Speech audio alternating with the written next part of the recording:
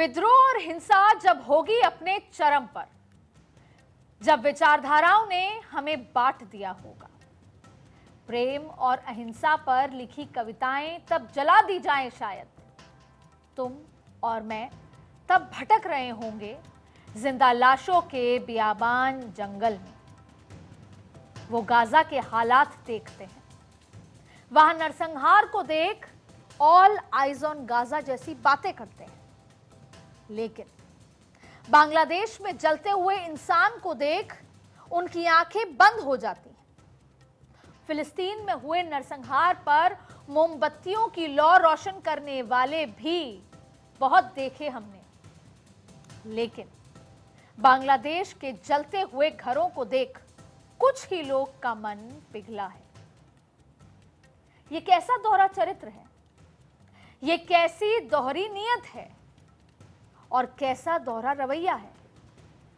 देश में, बांग्लादेश में हिंदुओं के बहते खून पर सन्नाटा क्यों है? दुनिया में मौन है। ह्यूमन राइट्स वाले कोई रिपोर्ट जारी ही नहीं कर रहे।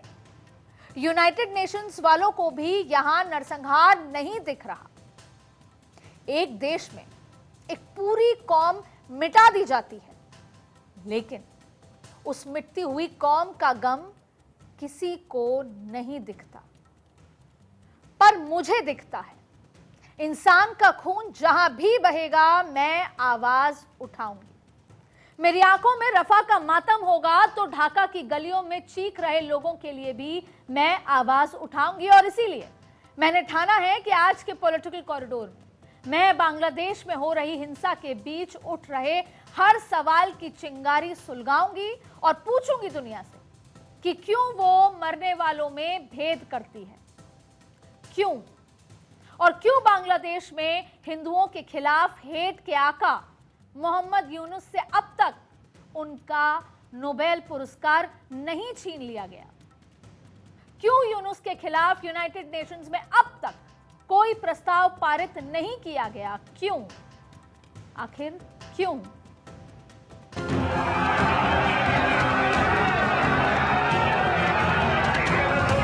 आपको गाजा पट्टी में होने वाले किसी भी उस पर आंसू बहाते हैं, लेकिन आपकी जवान से एक शब्द नहीं निकल रहा है क्योंकि एक दलित नौजवान मारा गया बांग्लादेश में।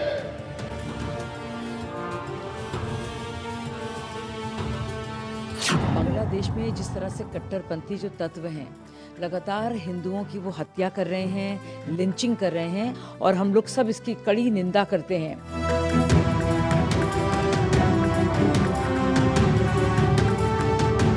इस तरह की हरकत बांग्लादेश कर रहा है वो क्षमा योग्य नहीं है।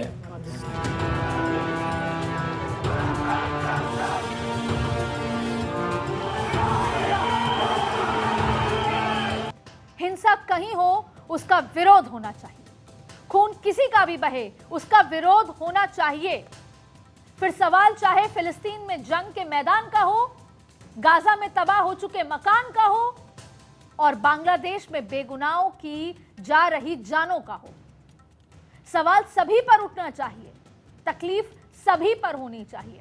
और यह सवाल उठना तब और भी लाजमी हो जाता है जब पिछली एक सदी में बांग्लादेश में लगातार घटती हिंदू आबादी के ग्राफ को देखा जाए तो साल 1901 में जब बांग्लादेश अस्तित्व में भी नहीं आया था और वो भारत का ही हिस्सा हुआ करता था, उस वक्त इस इलाके में हर 3 में से 1 शख्स हिंदू था। यानी कुल आबादी के 33% लोग हिंदू थे। फिर 1931 तक भी यह आंकड़ा करीब 31% के आसपास ही रहा। फिर आया 1960 से 61, यह आंकड़ा 18% पहुंचा। 1971 में हिंदू आबादी 13% ही बची, और फिर 2001 में 10% भी हिंदू नहीं बचे। और 2022 में जिस बांग्लादेश में हर 3 में से 1 शख्स हिंदू हुआ करता था, अब वहां 100 लोगों में से 7 से 8 लोग ही हिंदू बचे हैं। मैं आपको इन आंकड़ों में उलझाना नहीं चाहती हूं, लेकिन 121 साल के इस इतिहास को अगर देखें तो वो ये बताता है कि बांग्लादेश में हिंदुओं की घटती संख्या महज एक इत्तेफाक नहीं हो सकता। रिकॉर्ड में दर्ज है और घरेलू सर्वे से मिली जानकारियां बताती हैं कि शत्रु और निहित संपत्ति अधिनियमों के इस्तेमाल करके हिंदुओं की जमीनों को, संपत्तियों को हड़पा गया, उन्हें प्रताड़ित किया गया, उन पर लगातार पलायन का दबाव बनाया गया, फिर भी कोई इसकी बात नहीं करता है। जैसा चल रहा है चल रहा है।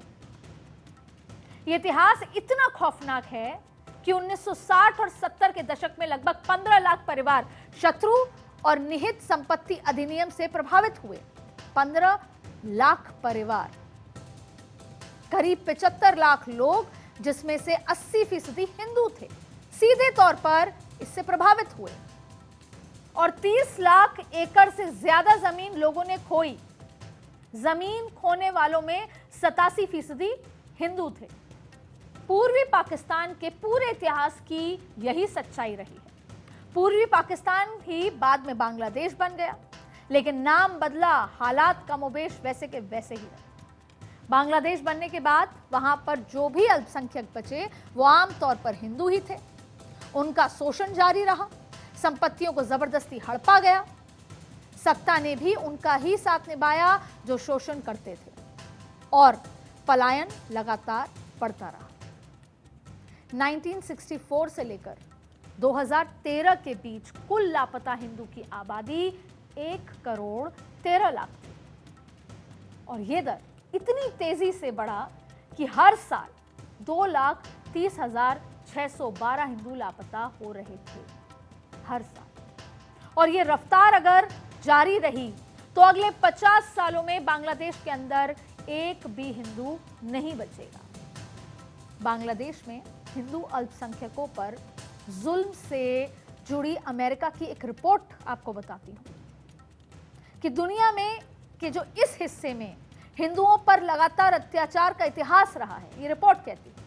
बांग्लादेश के इस काले इतिहास की कहानी बताती है कि 30 से 40 लाख हिंदुओं को मारा गया, 4 लाख से ज्यादा महिलाओं को और लड़कियों के साथ रेप किया गया, 12 लाख हिंदू परिवार से 26 लाख एकड़ जमीन छीन ली गई, 1 करोड़ से ज्यादा हिंदुओं को भारत भागने पर मजबूर किया गया। अंजाम ये कि 1941 में जो हिंदू आबादी 28% थी वो 1946 के नरसंहार के बाद घटकर 2022 में 8% से भी कम हो गई। बांग्लादेश को छोड़कर शायद ही इस दुनिया में कोई और ऐसा मुल्क रहा हो जहां 100 साल के अंदर एक कौम की आबादी 33% से घटकर 8% भी ना बच पाई। लेकिन उदाहरण हमारे सामने होने के बावजूद हम खामोश हैं। गाए बगाए अगर हालात पर आवाज उठती है तो उसे भी राजनीतिक रंग देने की बात हो जाती है, कोई कसर नहीं छोड़ी जाती। हिंदुओं के खिलाफ बढ़ती हिंसा की घटनाओं ने पिछले 1 साल के अंदर जो रफ्तार पकड़ी है उसकी कल्पना करना भी मुश्किल है। हम भारत में सुरक्षित हैं ना, इसलिए हमें महसूस नहीं होता, लेकिन जो तकलीफ दूसरे देशों में, बांग्लादेश में, हमारे पड़ोसी देश में हिंदुओं को हो रही है वो अकल्पनीय है।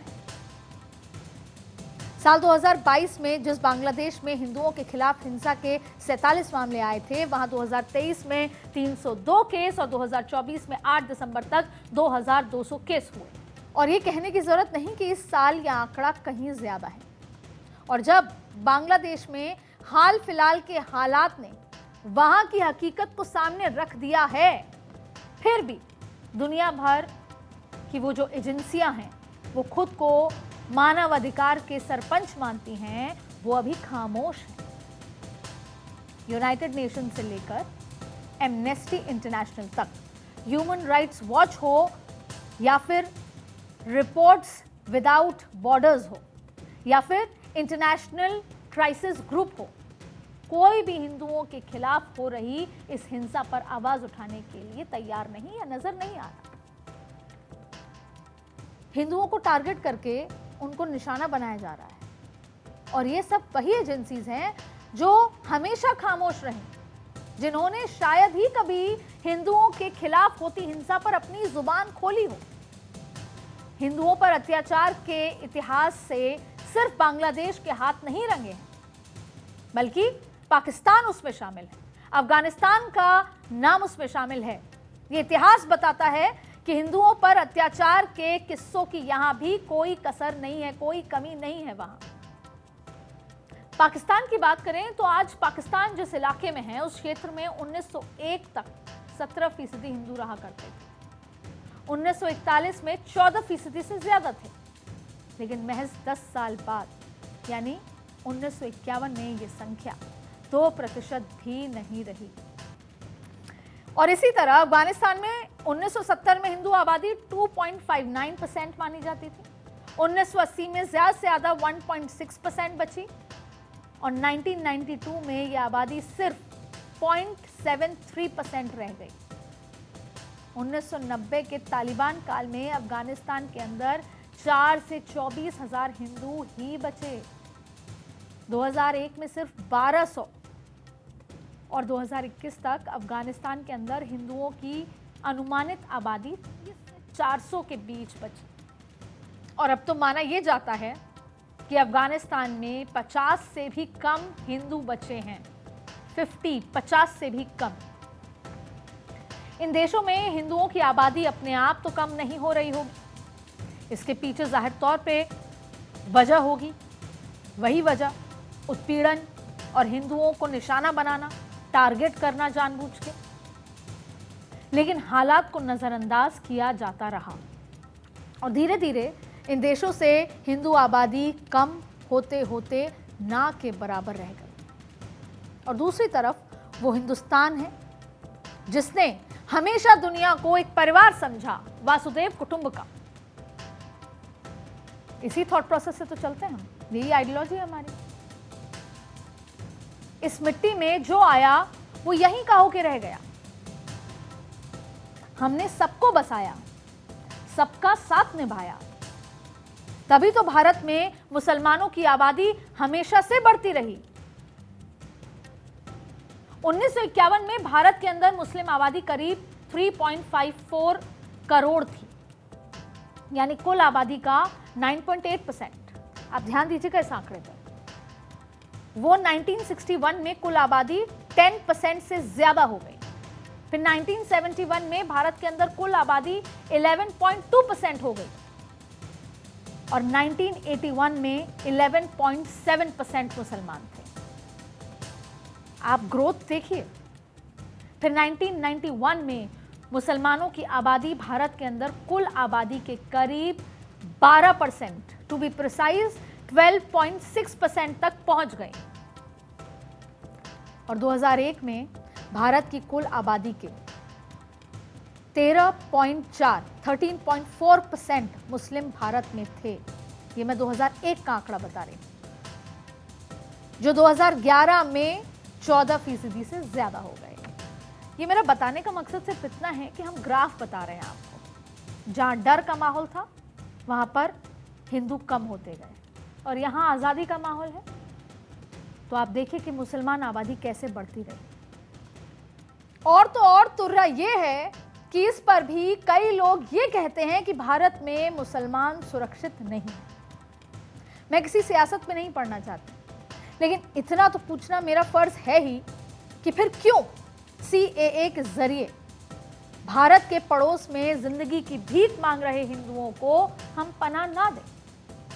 क्यों SIR के जरिए हम घुसपैठियों को अपने देश से ना खदेड़ें? माफ कीजिएगा अगर मैं जज्बाती हो रही हूं, पर क्यों ना हूं?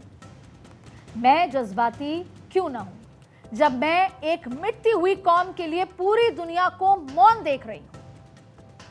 मैं जानती हूं कि यह मौन यूं ही नहीं है।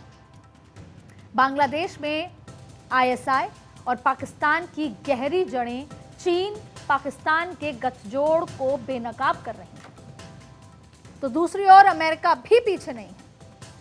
बांग्लादेश का रक्त रंजित चैप्टर ऑन है, लेकिन अमेरिका यूनुस को अपनी गोद में बिठाए हुए है। यूनुस को अमेरिका ने ही गद्दी पर बिठाया है। क्योंकि शेख हसीना ने अमेरिका के हाथों की कठपुतली बनने से इनकार कर दिया।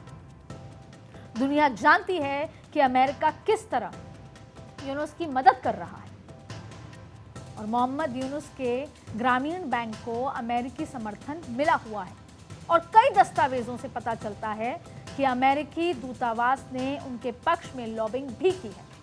देखिए, अमेरिका अपने हित को साधने के लिए साउथ एशिया में मौजूद कुछ देशों को अपना चेला बनाकर रखना चाहता है। पहले पाकिस्तान और अब बांग्लादेश इसी का उदाहरण है। साउथ एशिया में भारत और चीन की धमक को रोकने के लिए ही अमेरिका बांग्लादेश को अपने प्रभाव में रखना चाहता है। मैं कहती हूं, अमेरिका ये गेम खेले, खूब खेले, लेकिन इस हद तक तो ना खेले कि एक कौम ही मिट जाए। क्या बादशाहत की इस जंग में इंसानियत का कोई मोल नहीं? और इस सबसे बढ़कर मैं अपने देश के हुक्मरानों से भी पूछना चाहती हूं कि आखिर कब तक हम चुप रहेंगे? चकमा शरणार्थियों के लिए हम 1971 में बांग्लादेश बना सकते हैं, तो क्या 2025 में हिंदुओं के लिए हम कुछ नहीं करेंगे? और अगर करेंगे तो कब? आज के पॉलिटिकल कॉरिडोर में बस इतना ही।